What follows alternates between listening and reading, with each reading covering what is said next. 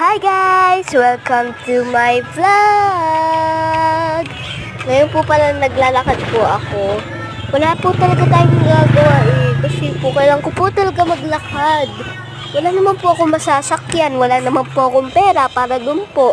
So, isip ko na lang po, maglalakad na lang po ako. Well, may kasano pa po yung video. Ano ko na lang po, pinas-forward ko na lang po. Kaso nga lang po, hirap pa rin po kasi po hindi ko pa rin po siya So, yan po, dire-diretso pa rin po tayo. Kasi po kailangan po natin dire-diretso dyan. Pataas na po ako nung tumakbo. Kasi kailangan ko po talaga tumakbo. Late na po kasi ako dyan. Nagmamadali na po ako niyan kasi pagtingin ko po 1:30 na. Sakto naman po, bigla na pong tumatak si ma'am po. So, that's why, pinag-loan niya na din po ako tungkol sa Davao, sa Lindol. Kasi kailangan ko Wala naman kasi akong gagawin. So, may part 2 pa po yun, guys.